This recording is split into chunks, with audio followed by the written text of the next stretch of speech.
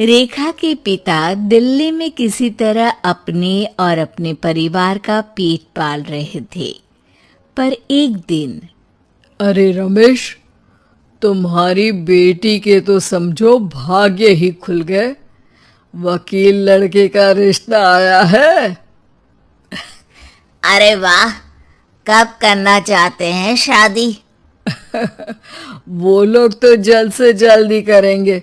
बाकी शाम को मैंने रेखा को देखने के लिए बुला लिया है। तेरा घर छोटा है तो तुम लोग मेरे घर ही आ जाना। राकेश और उसकी बीवी सारी तैयारी के साथ रोहित और रेखा की शादी कर देते हैं। लेकिन अगले ही दिन देखो रेखा, शादी भले ही हो गई है, लेकिन तुम ये मत सोचना कि मैं किसी जोरू के गुलाम टाइप रहूंगा। रेखा को रोहित की बात अजीब लगती है। मैं ये तो सोच भी नहीं सकती और ना ही चाहती हूँ, लेकिन शादी के अगले ही दिन इस तरह की बात की उम्मीद भी नहीं थी। रोहित रेखा के मुंह से ये बात सुनकर गुस्सा हो जाता है। अरे, काफी जबान भी चला लेती हो। माँ ने सिखाया नहीं कि पति से कैसे बात करते हैं? रेखा अब चुप रहने में ही भलाई समझती है। रेखा, जल्दी से नाश्ता तैयार कर लो। आज पहला दिन है, सारे काम तुम्हें समझा दूंगी। ये नौकरानी है जो तुम्हें बता देगी कि कैसे कैसे क्या करना है। फिर इसकी कल से छुट्टी है।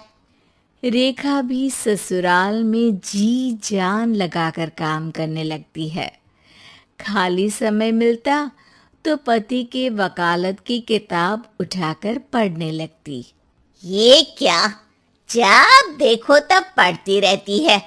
अच्छा सुन, कल पिता के घर से 20,000 रुपये लेकर आना। मेरे छोटे बेटे की फीस भरनी है।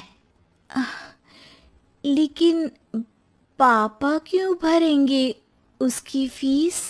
अरे वाह जी वाह, पापा क्यों भरेंगे?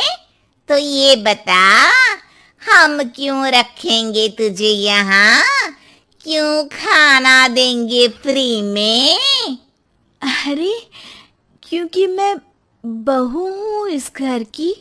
तभी वहाँ रोहित आ जाता है। अरे वाह, बड़ी जबान चला रही हो। चुपचाप माँ जो कह रही है वैसा कर, वरना सामान उठा और जा अपनी झोपड़ी में।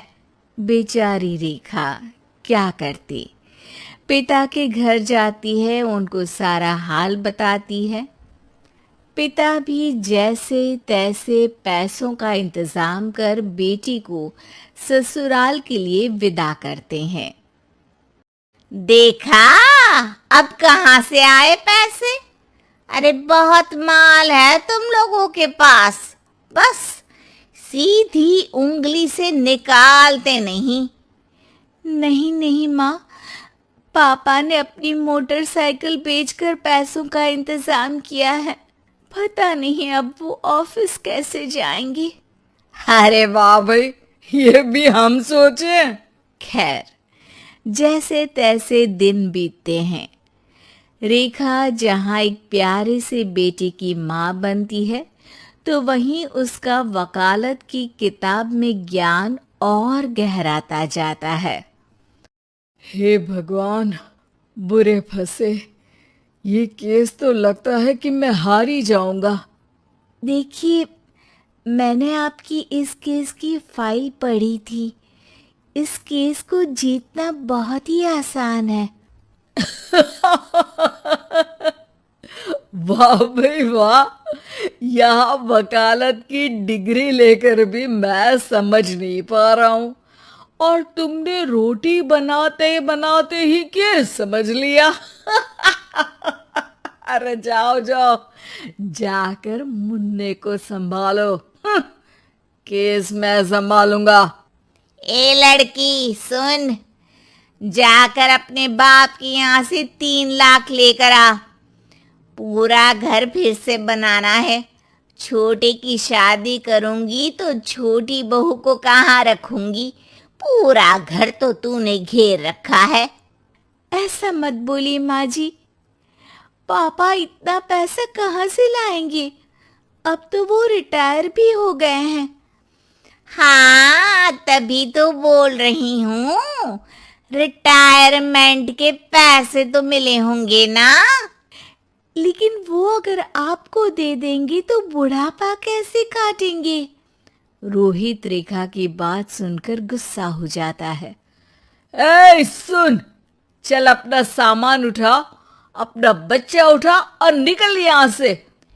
रेखा के लाख आग्रह के बाद भी रोहित और उसकी सास उसे घर में नहीं रखते। पापा, मैं तलाक चाहती हूँ। बेटा, मेरे पास वकील के पैसे नहीं है। पापा, आप मुझे वकालत करवा दीजिए, अपना केस मैं खुद लड़ूंगी। इस बार रेखा के पिता भी उसे ससुराल ना भेजकर रिटायरमेंट के पैसों से वकालत करवाते हैं।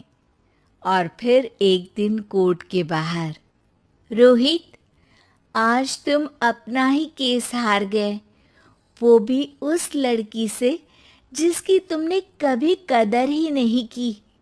रेखा, मुझे माफ कर दो। मैं इतनी बड़ी अमाउंट कहाँ से लाऊंगा? मैं हर महीने पैसे नहीं दे सकता तुमको। पैसे वहीं से लाना जहाँ से तुम मेरे पापा को लाने के लिए मजबूर करते थे। एक पिता अपनी बेटी की शादी उसकी खुशहाली के लिए करता है, ना कि सारी जिंदगी कर्जदार बनने के लिए।